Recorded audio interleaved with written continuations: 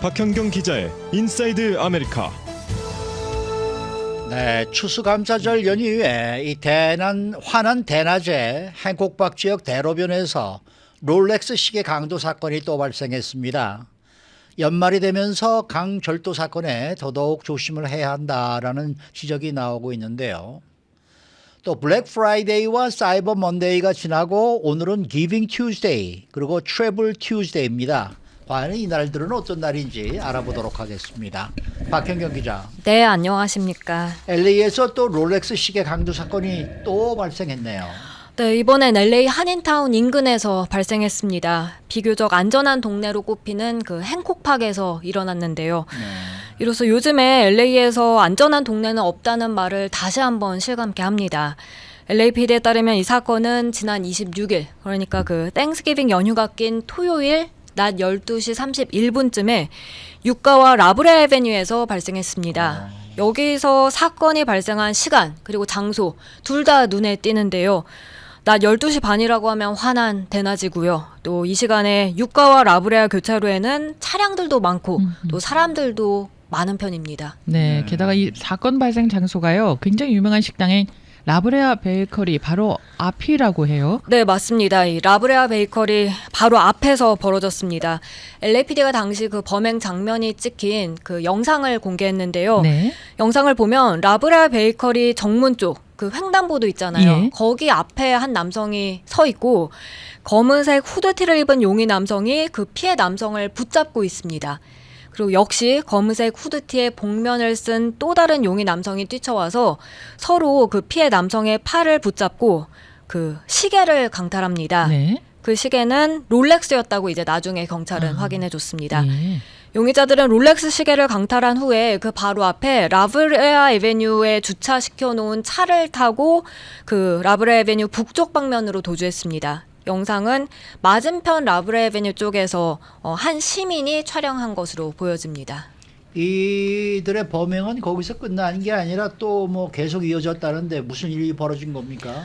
곧이어 추격전이 벌어졌습니다. 이 경찰, 순찰대원들이 용의 차량을 쫓았는데요. 이렇게 추격전이 벌어지던 중에 그 용의 차량은 이번 사건과 전혀 관련이 없는 다른 차를 들이받았습니다. 들이받친 피해 차량 운전자는 다쳤는데요. 다행히 그나마 경미한 부상에 그쳤습니다. 그리고 사고 후에 용의자 2명 중 1명은 붙잡혔습니다. 그러면은 다른 용의자 한 명은 어떻게 됐나요? 그 나머지 1명은요. 사고가 난 뒤에도 걸어서 도주를 시도했습니다. 예. 그러더니 거기 대기 중이던 다른 차량에 올라타서 또다시 도주하기 시작했습니다. 그렇게 두 번째 추격전이 이어집니다. 그러다 강도 용의자는 그 차에서 내려 또 도망치려 했는데 LAPD는 경찰견을 동원해서 그 일대를 봉쇄하고 수색 작업 벌여서 이 두 번째 용의자도 검거하는 데 성공했습니다. 경찰은 피해자의 그 롤렉스 시계를 회수했고 체포 과정에서 총기까지 발견했습니다. 네.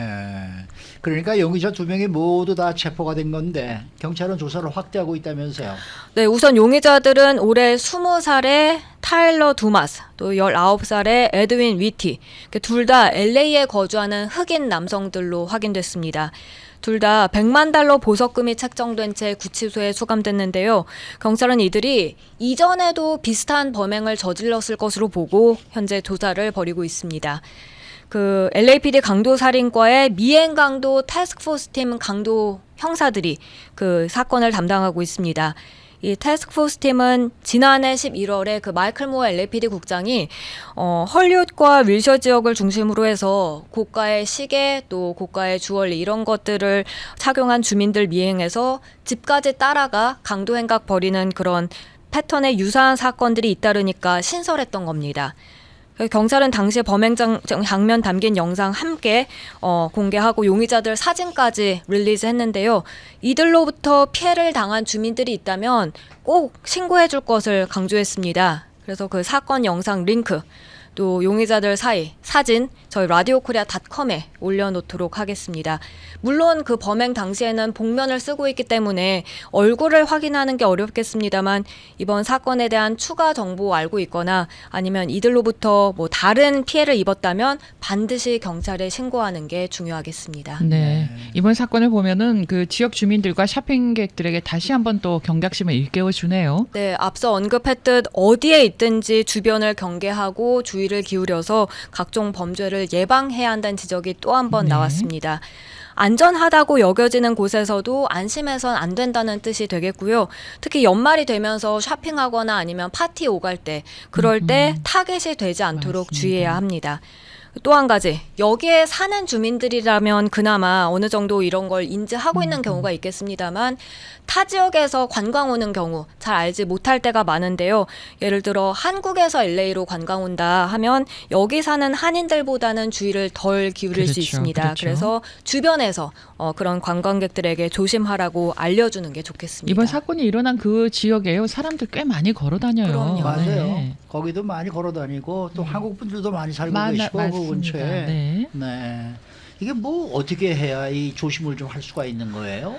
경찰이 전하는 피해 예방법들을 살펴보면요. 먼저 혼자 다니지 말라는 것 강조합니다. 그러니까 가능하면 여럿이 무리지어 다닌다면 타겟이 될 가능성이 줄어들 수 있다는 설명입니다. 그리고 경찰은 또 값비싼 시계나 주얼리를 보이지 않게 다니라고 조언하고 있습니다. 네. 그런데 참 사실 그 이 롤렉스 시계 강도 사건만 해도요. 굉장히 여러 차례 전해드렸거든요. 네, 가장 최근에 보면 지난 19일 그 LA 한인타운 그 고급 아파트에서 네, 네. 롤스로이스 차량 총격 사건이 있었죠. 이때도 맞습니다. 피해자가 이제 롤렉스 시계 시계였어요. 강탈당했었고요. 그리고 8월엔 베벌리 그로브 지역 그 페어팩스 있는 쪽 거기서 주택 안에 롤렉스 강도 사건이 발생했었고 그 한 달 전인 7월엔 로렌하이츠 마켓 주차장에서 롤렉스 시계 맞습니다. 강탈하는 과정에서 폭행 사건까지 있었습니다. 뭐 이 밖에도 롤렉스 시계에 비롯한 주얼리 강도 사건은 끊이지 않고 있는데요. 그래서 수사 당국은 가능하면 좀 덜 꾸미고 다녀라. 그게 도움이 될 것이라고 말을 합니다. 여기에 더해서 쇼핑백에 한가득 물건 다 이렇게 담지 말고 네. 어두운 곳 걸어 다니거나 주차하지 말라고 아하, 조언하고 네, 있습니다. 네, 네. 저도 주차할 때요. 구석자리 잘 안 가요. 위험할까봐. 네. 근데 시계 우리가 왜 유럽에 가면은 이렇게 길거리 지나갈 때 이렇게 와서 슬쩍 주머니에다 손을 집어넣으면서 우리가 옛날에 얘기했던 쓰리꾼들이 네, 많이 네. 있거든요. 소매치기, 네. 소매치기들. 그 소매치기들은 그렇게 위험하지는 않잖아요. 총기가 없죠. 없잖아요. 근데 참 미국은 이 권총을 들고 이렇게 강탈을 하니까 이게 참 문제인데. 무섭습니다. 그렇다고 해서 밖에 안 나갈 수도 없는 상황이고 말이에요. 네, 네. 이게 정말 조심해야 될 것 같아요. 근데 왜 시계는 롤렉스도 있고 뭐 까르띠에도 있고 뭐 여러 브랜드들이 있는데 롤렉스가 특별히 타겟이 되는 특별한 또 이유가 있을까요? 그것도 금딱지만 그렇게 아하, 네.